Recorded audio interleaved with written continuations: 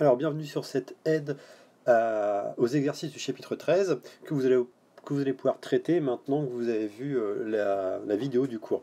Alors, tout d'abord, les exercices, en général, se distinguent en deux types de questions.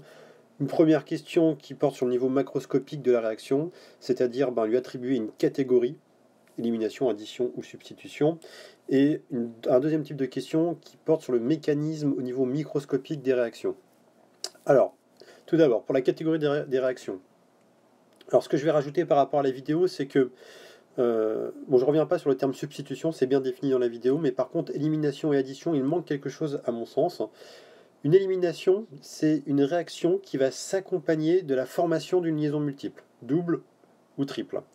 Alors qu'une addition, elle, va s'accompagner de la destruction d'une liaison multiple. Donc, avec ces deux définitions supplémentaires, plus celle de la vidéo, on repère très rapidement dans un exercice si on a affaire à une élimination, une addition ou une substitution. Alors dans l'exercice 5, j'ai pris la question A ici. On voit bien que ici au départ on a une liaison double et qu'à la fin on n'a plus de liaison double. Donc on a une liaison multiple qui a été détruite. On est donc dans le cas d'une addition. Ici donc addition.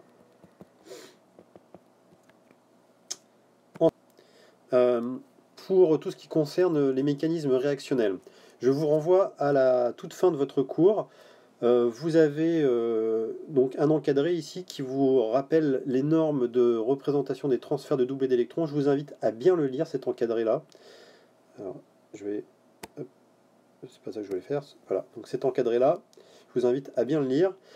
Et parce que c'est un peu plus précis que dans la vidéo. Et ensuite, vous avez ici une méthode qui va vous permettre, dans les exercices, très facilement de déterminer le mécanisme réactionnel.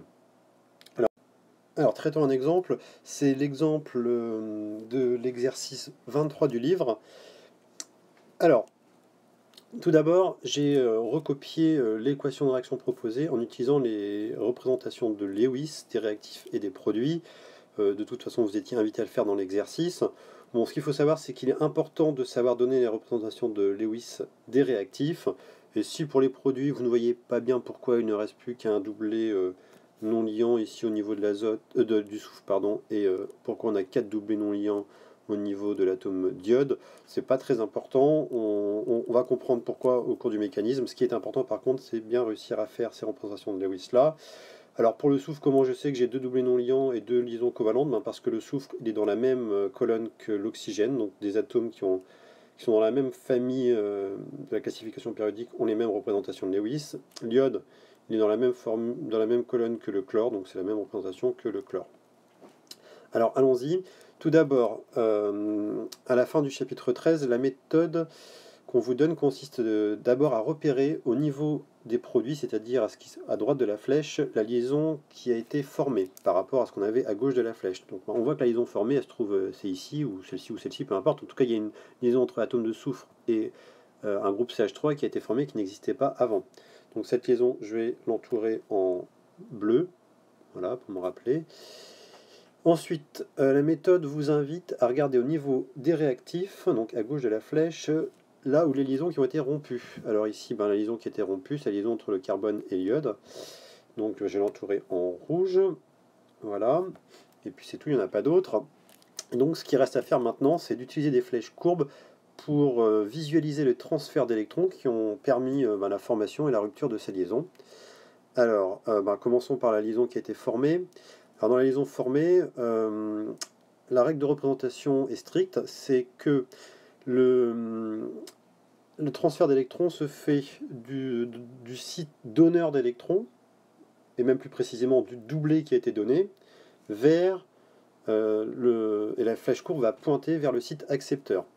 Alors, cette liaison, elle est entre un atome de soufre et un atome de carbone. Donc le soufre, il est ici. Est-ce que c'est un site donneur ou un site accepteur? Clairement, c'est un site donneur parce qu'il a des doublés non liants. Et puis en plus, si on étudie l'électronégativité, donc la polarisation des liaisons, on va se rendre compte que les carbones sont moins électronégatifs que le soufre Et donc on a ici une charge partielle négative sur le soufre. Donc le soufre est donneur pour ses charges partielles négatives et pour ses doublés non liants. L'atome de carbone, lui, ben ici, si on étudie l'électronégativité, c'est pareil. Il va être porteur d'une charge partielle positive car il est moins électronégatif que l'atome d'iode. Donc le transfert d'électrons va être le suivant. Donc il y a ce doublé ici qui va être donné à l'atome de carbone. Donc ma flèche pointe bien du site donneur d'électrons vers le site accepteur. Ensuite, pour la liaison qui a été rompue. Pour la liaison qui a été rompue, donc c'est la liaison en rouge, et ben la rupture de liaison va se représenter par une flèche courbe toujours, qui va partir de la liaison qui a été rompue, donc celle qu'on entoure en rouge, vers l'atome le plus électronégatif de la liaison. Voilà, clairement, c'est marqué, hein, le plus électronégatif c'est l'iode, donc la flèche courbe, ça va être celle-ci. Voilà. Et on comprend maintenant pourquoi l'atome d'iode se retrouve avec 4 doublés d'électrons, il en avait déjà 3, et donc il en gagne un quatrième. Et on comprend pourquoi l'atome de soufre n'a plus qu'un doublé non liant. Il en avait 2, et il en perd un, donc il lui en reste plus qu'un.